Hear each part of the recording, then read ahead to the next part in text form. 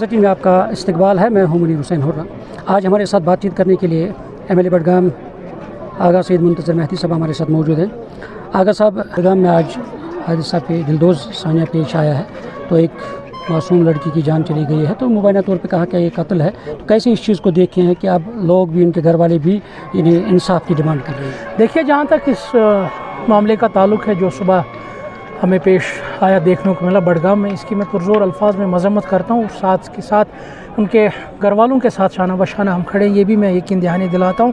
اور ایک کافی ایک دل خراش واقعہ ہے کہ ہماری بچیاں اب اپنے گھروں میں محفوظ نہیں ہے. کیسے ایک درندہ آیا، اس نے ہماری بچی کو، ہماری چھوٹی بہن کو اغوا کیا اور سر راہ چھوڑ دیا، میدان میں چھوڑ دیا. یہ درشاتا ہے کہ ہم کس دشا میں جا رہے ہیں، ہم کس ڈائریکشن میں جا رہے ہیں. تو میری یہی ڈائریکشنز تھی ضلع انتظامیہ کو، چاہے وہ سول ہو یا پولیس ہو، کہ اس کی تحقیقات کی جائے اور آنے والے دنوں میں ہی یہ پتہ لگنا چاہیے کہ یہ درندہ کون ہے اور اس کے جو اعلیٰ کار ہے، جو اس کے سہولت کار ہے، وہ کون ہے، تاکہ وہ عوام کے سامنے آئے اور اس کو ایک عبرتناک سزا ملنی چاہیے. پھانسی سے کم میں مطالبہ نہیں کروں گا، یہ بالکل پھانسی کا مستحق ہے، تاکہ ایک ڈیٹرنس رہے سماج میں، ہمارے سماج میں ان ایلیمنٹس کو جن کا اتنا کانفیڈنٹ بنا ہے، جن کو اتنا اپنے آپ پر ایک بھروسہ ہے کہ وہ کچھ بھی کر سکتے ہیں اور وہ شاید ان کو اس چیز کی سزا نہیں ملے گی. میرا یہی مطالبہ ہے کہ آنے والے دنوں میں یہ درندہ اور اس کے اعلیٰ کار عوام کے سامنے ہونا چاہیے اور ان کو عبرتناک سزا ملنی چاہیے. اس میں اب علماء کی بھی ذمہ داری ہے، سول سوسائٹی کی بھی ذمہ داری ہے، تاکہ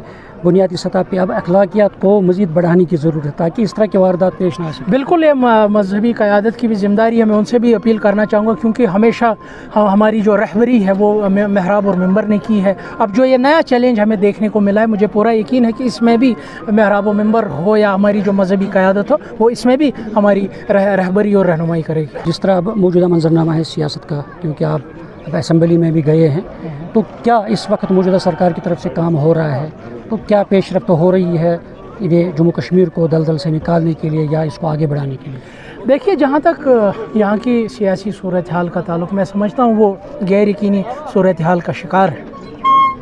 جو وعدے وعید 2024 میں جماعت نے کیے تھے، جس غرض سے ان کو ایک ووٹ دیا گیا تھا، چاہے جموں کشمیر کے جذبات اور احساسات کی ترجمانی چاہے دلی میں کرنی تھی یا یہاں کرنی تھی، میرے خیال سے وہ وعدے وعید اس طریقے سے زمین پر نہیں اترا. آپ نے کل ہی اس کی زندہ مثال یہ ہے کہ کیسے لداخ نے اپنے لوگوں کی جو جذبات اور احساسات ان کی آسان طریقے سے کیسے ترجمانی کی، اور دیکھیے کہ جموں کشمیر کے لوگوں کی کیا، چاہے وہ دلی میں ہو یا یہاں ہو، کیسے ان میں ہوتی ہے ویسی ترجمانی. ویسا کچھ ہمیں دیکھنے کو ملا. اگر لداخ کی قیادت کو، جن کو مینڈیٹ لداخ کے لوگوں نے دیا تھا، جب ان کو اپنے لیہ اور کرگل کے لوگوں کی جذبات اور احساسات کی ترجمانی کرنے آئی دلی میں، ان نے ان کی بات کی. کیا وجہ ہے کہ یہاں کے لوگوں جن کو دلی بھیجا گیا تھا، جو یہاں پر جن کو اقتدار پر قابض کیا گیا، کیا وجہ ہے کہ انہوں نے وہ ناکام رہے فی الحال جموں کشمیر کی جو احساسات ہے، جو ترجمانی ہے، جو انہوں نے وعدہ کیا تھا وہ کرنے میں، چاہے وہ سیاسی طور ہو یا باقی معاملات میں. میرے خیال سے جو مینیفیسٹو اس جماعت کا تھا، چاہے پارلیمنٹ کے حوالے سے تھا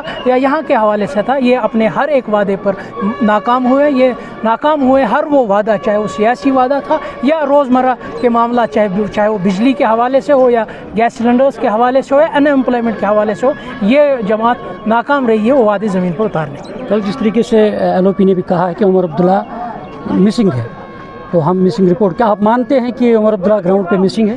دیکھیے، جہاں تک اس کا تعلق ہے، یہ ان کی ذاتی زندگی ہے. وزیر اعلیٰ صاحب کہاں جاتے ہیں، کیا کرتے ہیں، یہ ان کی ذاتی زندگی ہے. میں ذاتی زندگی میں دخل دینا نہیں چاہتا.